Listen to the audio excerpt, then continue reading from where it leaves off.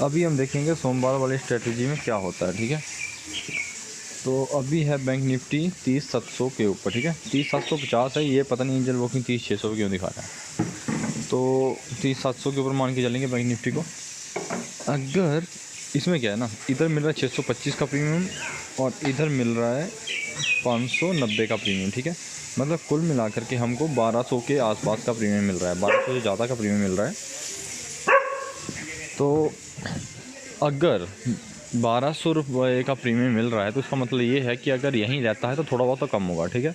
इसका जो थेटा है वो है 50 का ऐट द मनी का। तो 50 के थेटा के साथ बात ये है कि हमको जो है ना दिन के एंड में 100 पॉइंट मिलने चाहिए अगर ये अपनी जगह से हिलता नहीं है, ठीक है। प्लस वॉलेटिलिटी भी हाई है तो कुल मिलाकर के 200 पॉइंट का अप डाउन होना चाहिए अगर बैंक निफ्टी अपनी जगह पे सेम रहता है, टिका रहता है सोमवार को, ठीक है।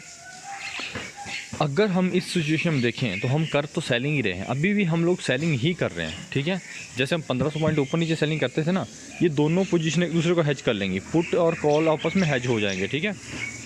अगर ऐसी बात होगी कि ऊपर नीचे होने की सूरत में, ठीक है।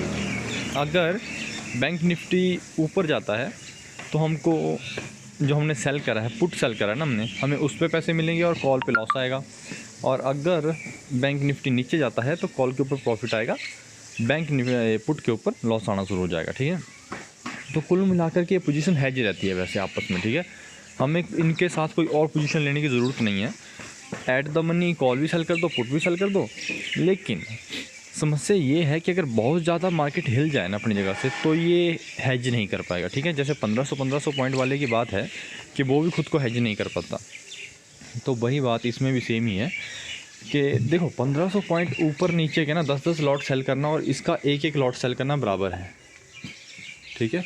उनके आप 10-10 लॉट सेल कर रहे हैं और इसके आप एक लॉट सेल कर रहे हैं, वो दोनों मतलब सेम ही प्रॉफिट लॉस देते हैं। लेकिन बात क्या है कि अगर बैंक निफ्टी बहुत ज़्यादा ऊपर नीचे फ्लक्चुएट हो गया तो फिर लॉस आने के चांस बढ़ जाएंगे इनके ऊपर, ठीक है, इन दोनों के ऊपर। इसलिए हम लोग क्या करेंगे कि एक लॉट ये सेल कर दिए, ठीक है, प्लस 2 लॉट जो है ना वो 1500 पॉइंट ऊपर नीचे हम लोग बाई भी करेंगे, ठीक है।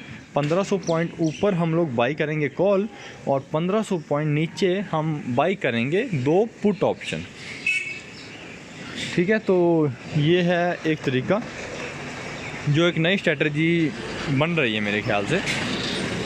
इसमें होगा क्या कि अगर मार्केट जो है सफिशेंट फ्लक्चुएशन रखता है, सफिशेंट फ्लक्चुएशन का मतलब कि 100-200 पॉइंट की, तो ये जो दोनों हमने सेल करे हैं ना ऐट द मनी के ऊपर, ये हमको प्रॉफिट दे जाएंगे। और जो ऊपर वाले हैं आउट ऑफ द मनी वो हमको थोड़ा सा या तो लॉस दे देंगे या फिर शायद वो सेम ही रहें, तो लेकिन उनका लॉस इतना ज़्यादा नहीं होगा, ठीक है। तो इसमें हमको देखना क्या है, हमको सिंपल सी चीज़ इतनी देखनी है कि जैसे अभी 4 दिन हैं और ये 600 रुपये के मिल रहे हैं दोनों, तो इसका मतलब ये है कि एक दिन के अंदर प्रीमियम कम होना चाहिए 150 रुपया। लेकिन 150 रुपये कम होता नहीं है, थोड़ा कम होता है, तो 100 रुपये मान के चलेंगे कि 100 रुपये कम हो जाएगा एक ऑप्शन का। तो कुल मिलाकर के हमको इनके ऊपर 100 रुपये का प्रीमियम मिल जाएगा दोनों के ऊपर, ठीक है, 100 पॉइंट का। तो अगर बैंक निफ्टी बहुत ज़्यादा फ्लक्चुएट करता है तो हमको बचाने वाले होंगे जो हमने आउट ऑफ द मनी में जो बाई करे होंगे, ठीक है। जैसे अभी है 30,700 के ऊपर है तो हम लोग कॉल बाई करेंगे 32,200 की। तो 32,200 की कॉल ये है 118 रुपये की, ठीक है। 118 रुपये की हम 2 कॉल में बाई कर लेंगे।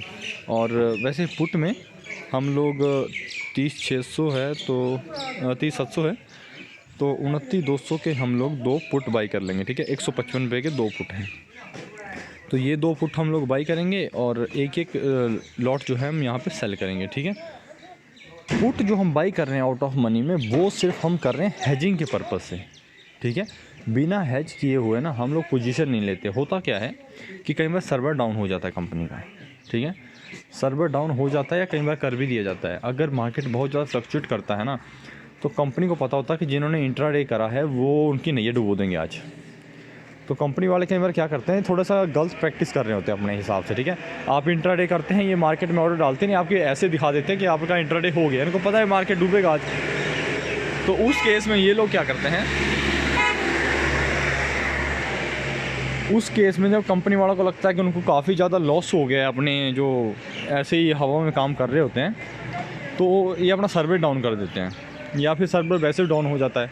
तो अगर मार्केट बहुत ज़्यादा फ्लक्चुएट हुआ और सर्वर डाउन होने की सूरत आ गई तो आपके जो ऑर्डर है ना वो एग्जीक्यूट नहीं होंगे। अगर आपने स्टॉप लॉस लगाया ना तो भी वो स्टॉप लॉस भी हिट नहीं होगा।